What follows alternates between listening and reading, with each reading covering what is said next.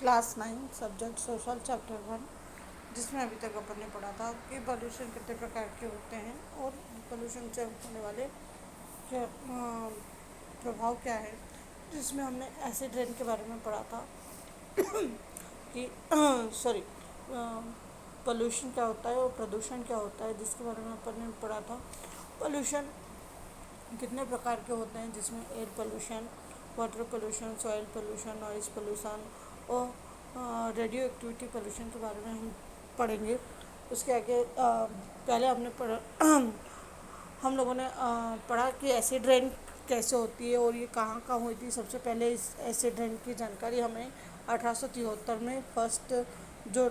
Acid rain के बारे में बताया था कि वो ब्रिटिश साइंटिस्ट ने कि भारत में, और इससे होने वाले प्रभाव के बारे में भी हमें जानकारी दी थी। जिस उसके बाद दूसरा टॉपिक अपने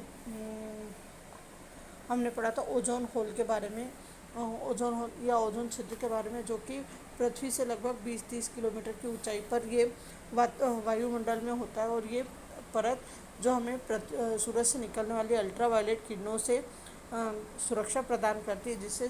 जीवों या सजीव जीवों की रक्षा कर सके, और जिसके कारण पेड़ पौधे या मनुष्य और भी मनुष्य कई घातक बीमारियों से बच सकता है। पेड़ पौधे अपनी वृद्धि को बढ़ने प्रभावित करते हैं। और ये जो हम आजकल के वर्तमान युग में हम देखते हैं कि आधुनिकरण में एसी या रेफ्रिजरेटर जो हम यूज़ करते हैं, उससे जो गैसें निकलती है, ये वो गैसें कार्बन डाइऑक्साइड जो कि क्लोरा और फ्लोरा के नाम से जानते हैं, CFC के नाम से, ये जो गैसें होती है जो कि अपनी रेफ्रिजरेटर एसी में से निकलती हैं, और ये हमारी ओजोन लेयर को प्रभावित करती हैं, जो कि हमें सबसे पहले 1985 में अंटार्कटिका, ऑस्ट्रेलिया, नॉर्थ अमेरिका और साउथ अमेरिका, यूरोप में हमने देखने को मिलती है। और ये जिसके कारण इसमें जैसे जैसे छेद होते जाते हैं, तो उसमें ऊष्मा या प्रकाश, सूर्य से निकलने वाली जो किरणों में ऊष्मा जो रहती है वो अधिक मात्रा में होती है, जिससे पृथ्वी अपने अंदर अवशोषित नहीं करती और वातावरण को बहुत अधिक गर्म बनाती है, जिसे हम ग्लोबल वार्मिंग के नाम से जानते हैं। अब इसके बाद पढ़ते हैं वाटर पोल्यूशन। वाटर पोल्यूशन में ऐसे जो प्राकृतिक जो जल होता है, इसमें कोई बाहर की चीज़ें, अवांछित चीज़ें मिल जाती हैं, जिसको उसकी शुद्धता खराब हो जाती है, जिसे जल प्रदूषण कहते हैं। और प्रदूषित जल मनुष्य, जीव जंतु, पेड़ पौधे, समुद्र के जीवों के लिए, सिंचाई के लिए, ये किसी के लिए भी उपयुक्त नहीं होता है,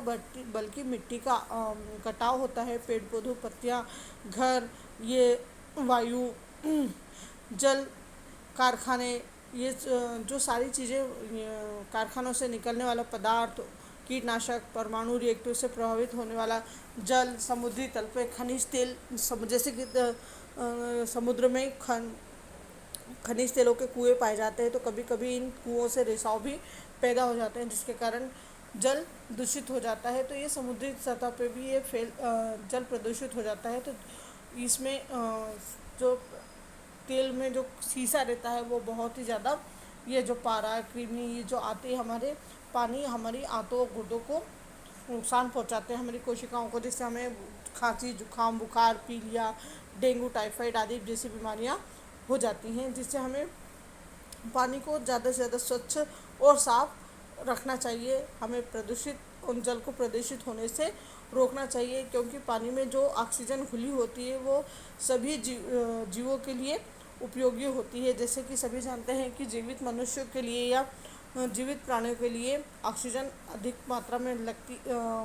उपयोग में होती है। इसी तरह से मनुष्य पानी में ऑक्सीजन घुली होती है, तो ये ऑक्सीजन की मात्रा कम हो जाती है, जिससे जीव जंतु और पेड़ पौधों का जीव जंतु का दम घुटने लगता है, जिसके कारण जलीय जीव की भी मृत्यु हो जाती है। इसके बाद आता है ध्वनि प्रदूषण,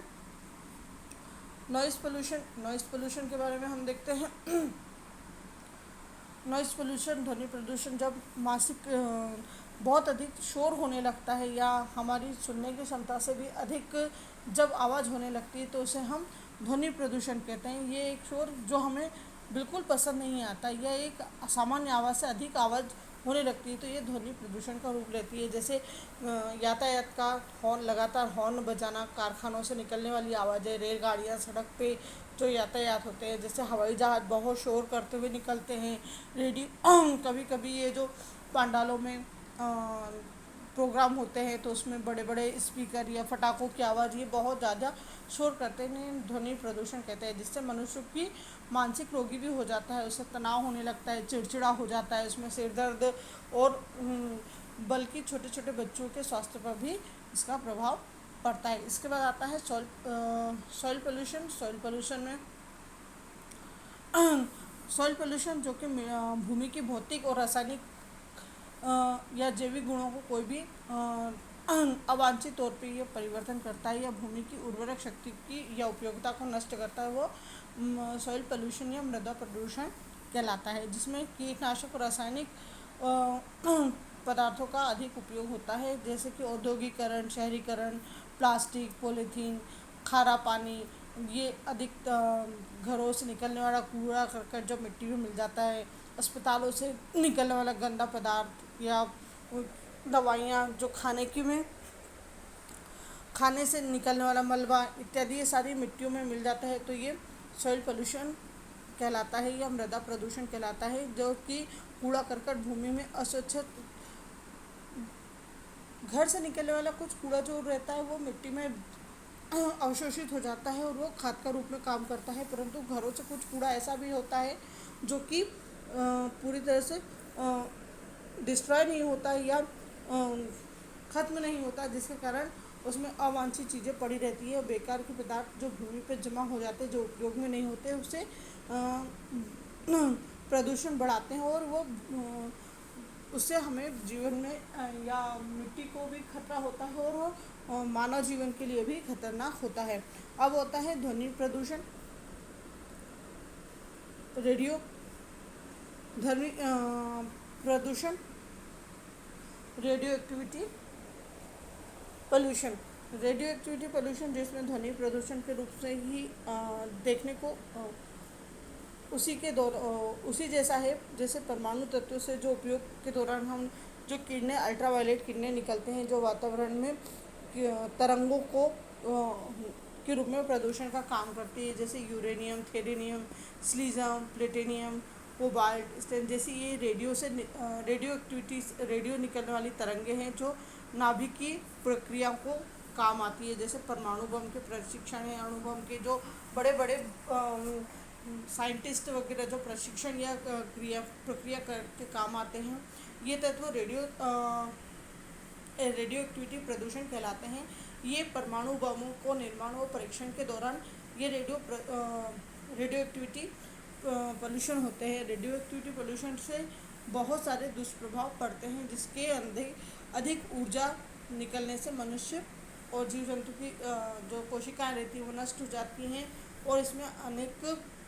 जो मिट्टी के उर्वरक तत्व होते हैं वो भी नष्ट हो जाते हैं। जैसे कि आप लोगों ने देखा होगा कि रेडियो एक्टिविटी में जो जो तरंगे निकलती हैं, सॉरी एक सेकंड, जो तरंगे निकलती हैं जिसके कारण